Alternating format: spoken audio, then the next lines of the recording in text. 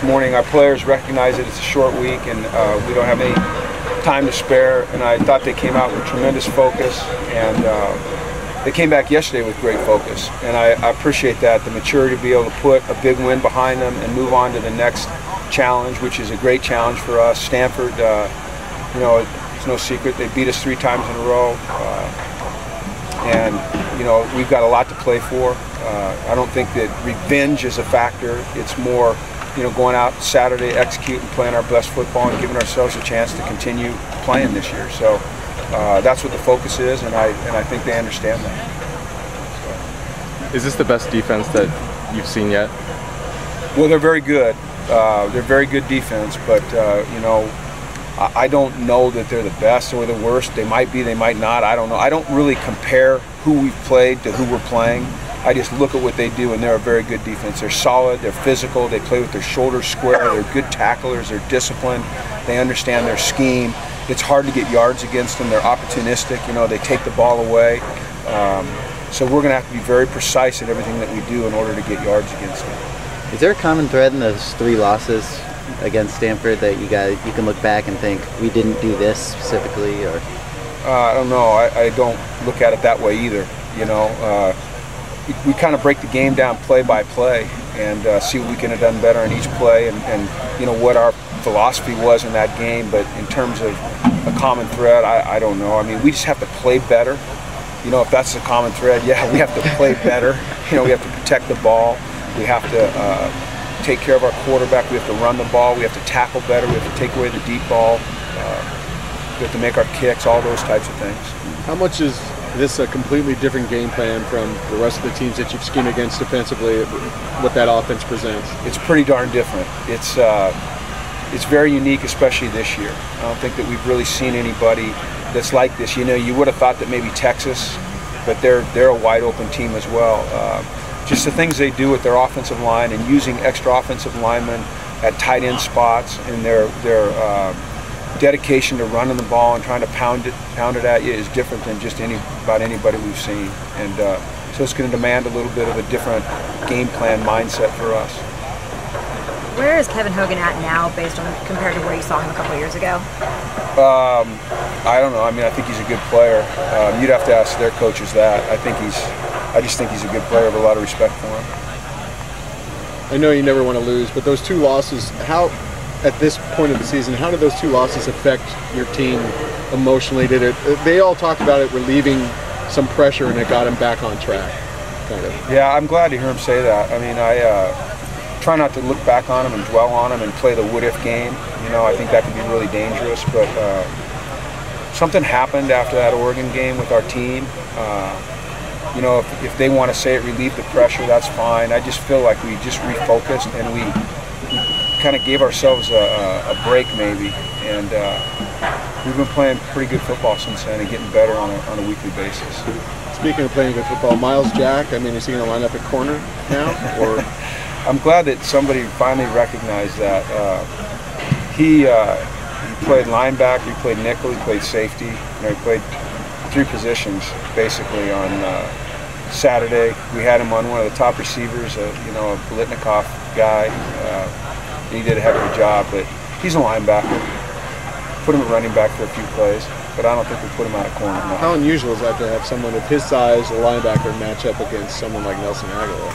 Well, in my career, I've only had it happen once. There was a young man named Julian Peterson at San Francisco, who played at Michigan State. He was the 6th pick of the draft. We brought him in, and he's actually, when we played the Dallas Cowboys to secure the NFC West, I was the coordinator. We played him at defensive end, inside linebacker, outside linebacker, safety, and corner. And I think his jersey's in the Pro Football Hall of Fame because he played more positions in that game than anyone had ever played in a game. So I've seen it done once, and that's throughout the course of 30, a lot of years. A lot of years. What did you see from Oa rewatching that tape?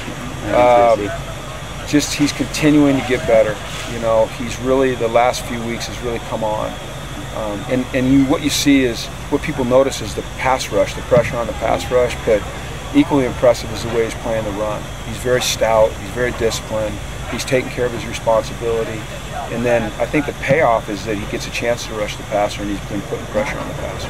When you go up against, a physical team like Stanford this week, does it help to have that confidence from a game like that from the defensive line? I think that they've had confidence all year. I really do. I mean, they're a good group. They work hard.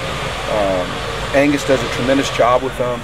I don't think that it's going to matter that much. I just think they're a confident group because they work hard and they're good players, and they pay attention to details and they study their opponent. And then they go out and they play without ego and they play hard. Speaking of confidence, have you seen a change at all in Devin Lucien to have a game like he did? Get that touchdown finally. Yeah, he got the one against Washington kind of taken away from him. I know that was really disappointing for him. It's been a struggle for Devin this year. I mean, there's been a lot of things going on the field and off the field that have tested the young man. So to see him just keep plugging away when it's tough and kind of focus on himself and getting better, I just think it's a sign of his maturity. And we were all happy to see him make that play for a couple of reasons. Number one, it was a touchdown, but number two, everybody cares about Devin around here. So to see him catch that ball, it was pretty great. When Sam ran out to the middle of the field before the game, was that something that he just did on his own? I didn't see it. We were headed to the locker room. I actually didn't even know about it until about midnight. And I called Sam and I said, "Tell me what happened." And he said, "Well, I just felt like, the team was leaving the field. That guy looked like he was going to stab it, and so I felt like I had to do something." And so from what I've heard from outside reports is he's like a UCLA football legend. Cold hero now. Folk hero, yeah. What do they call him? Cold hero. Yeah, cold hero. And no, it wasn't anything that we talked about or planned. It was just him having a lot of school pride. With Marcus Rios, when you need to use him, talk about if there's any drop off with him and how he's doing. He's doing really well. We mix our secondary around a lot. You guys see that. I mean, some weeks a guy will start and play the whole game, and the next week he won't play a lot. It all depends on what we're trying to accomplish and scheme and who we're playing against. And if Marcus is called upon, I'm very confident that he'll play well. And he has. He's shown that. And he's overcome a lot, as everybody knows, and he just keeps fighting and getting better every day. He had a tremendous practice today. So Ish kind of hobbling around. How's he doing? A lot better than I thought he would. He came out and he moved around, and I didn't see much of a limp. He worked with Coach Alosi.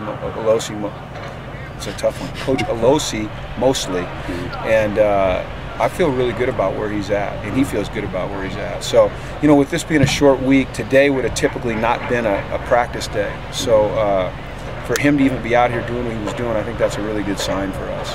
Game time decision? He will absolutely be a before the game time decision. Is it Could break your streak. I know, that's why I said that. That's why I said that. I know my streak, so I want to make sure I clarify. Is it a pre-game time decision? Is it a knee or an ankle? Just an ankle. He tweaked his ankle, and as you saw, he didn't come back in the game. Kind of swelled up on him during the game, but he's recovered very nicely. And Priest Willis? Priest is okay. He got a head trauma. I'm not sure what the extent was. All head trauma is significant, but it wasn't significant.